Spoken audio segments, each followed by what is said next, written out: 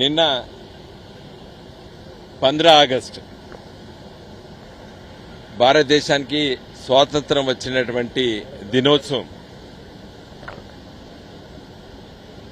రేవంత్ రెడ్డి గారు మన రాష్ట్ర ముఖ్యమంత్రి గారు నిన్న జెండా ఆవిష్కరిస్తూ ఒక పచ్చి అబద్ధాన్ని ప్రస్తావించాడు. కాళేశ్వరం ప్రాజెక్టులో ఇదొక భాగం. ఇలాంటి ఎన్నో ఉన్నాయి. ఇవన్నీ కూడా గోదావరిలో కొట్టుకపోయినాయని చెప్పి రేవంత్ రెడ్డి గారు ప్రస్తావించారు. దీనిని నేను తీవ్రంగా ఖండిస్తున్నాను. ఒక ముఖ్యమంత్రి స్థాయిలో స్వాతంత్ర దినోత్సవం నాడు 3 రంగుల జెండాను ఆవిష్కరిస్తూ తెలంగాణ ముఖ్యమంత్రిగా ఉంటూ ఆ విధంగా ఆయన మాట్లాడము చాలా తప్పు. ఎందుకంటే కాళేశ్వరం ప్రాజెక్టు దాదాపు 80,000 కోట్ల రూపాయల అంచనాలతో కట్టినటువంటి ప్రాజెక్టులో కేవలము మేడిగడ్డ ప్రాజెక్టు లోపట 3 పిల్లర్లు కుంగి దాదాపు 300 కోట్ల నష్టం కంటే ఎక్కువ జరగలేదు.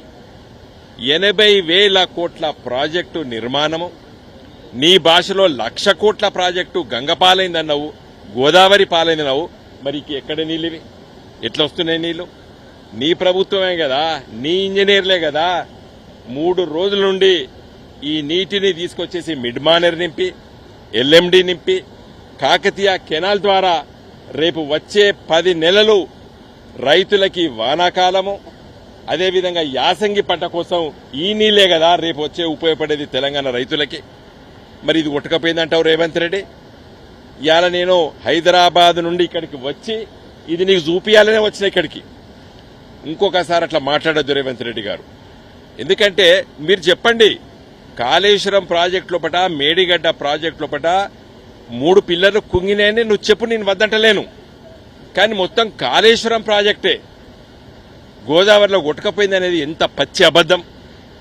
ఇలా ఈ నీళ్లు వర్షాకాల పంటకు ఉపయోగపడతాయి, వచ్చే యాసంగి పంట కూడా ఇవే నీళ్లు ఉపయోగపడతాయి తెలంగాణ రైతులకి. ఇంత పచ్చి అబద్దం వద్దు రేవంత్ రెడ్డి. రాజకీయాలు మాట్లాడుకుందాం, విమర్శలు చేసుకుందాం.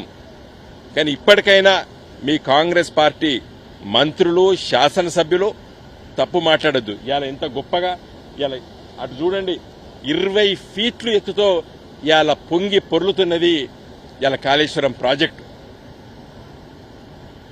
కాబట్టి నేను రేవంత్ రెడ్డి గారికి రానున్న రోజుల్లోపట కాళేశ్వరం 1,00,000 కోట్ల రూపాయల కాళేశ్వరం ప్రాజెక్టులు గోదావరిలో కొట్టుకపోయిందనేది పచ్చి అబద్దము.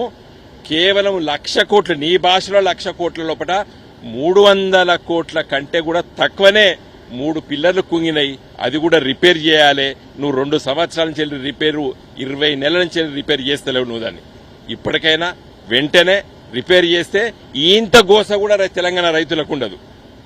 మొన్న నాట్లు కొంచెం ఆలస్యం చేసుకున్నారు. కేసీఆర్ గారి ఆలోచన విధానంగా జూన్ జూలై లోపట్నే ఈ విధంగా నీళ్లు ఎత్తి మిడ్మానేరు, ఎల్లండి నింపితే రంగనాయక సాగరు, మల్లన్న సాగరు, కొండపోచమ్మ ఇవన్నీ నింపితే ఇప్పటికీ ఎప్పుడో వేసుకుందరు రైతులు నాట్లు.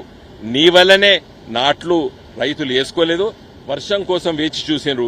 అదృష్టవశాత్తు మరి మంచి వర్షాలు పడుతున్నాయి, చాలా సంతోషం. ఇంకొక ముఖ్యమైన విషయం, కాళేశ్వరం ప్రాజెక్టు లేకున్నా పంట బాగా పండిందన్నావు. అది పచ్చి అబద్దం. మళ్ళీ చెప్తున్నాను, ఇలా ఈ నీళ్లతోనే గత 2 సంవత్సరాలు కూడా నువ్వు ఈ మోటార్లు ఆన్ చేసి మిడ్మానేర్ నింపి, ఎల్ఎండి నింపి, కాకతీయ కెనాల్ ద్వారా, అదేవిధంగా రంగనాయక సాగరు, మల్లన్న సాగరు, కొండపోచమ్మ ఇవన్నీ నింపడం వల్లనే రైతులు పంటలు పండించిండ్రు రేవంత్ రెడ్డి గారు. కాబట్టి ఇప్పటికైనా నిజాన్ని మాట్లాడండి. పచ్చి అబద్దాలు, ఒక విషయాన్ని 100 సార్లు చెప్తే నిజమైతే నువ్వు అనుకున్నావు. అది గోబల్స్ ప్రచారం పాత రోజులు. ఇప్పుడు ఆ గోబల్స్ ప్రచారం వర్తించదు. రైతులకి చూపియాలని చెప్పే ఇలా మేమందరం కూడా వచ్చి కాళేశ్వరము అటు చూడండి, government of Telangana irrigation and command area development department Kaleshwaram project link 2 అనేది చాలా స్పష్టంగా ఉన్నది. ఇదే గాయత్రి పంప్ హౌస్. జై తెలంగాణ.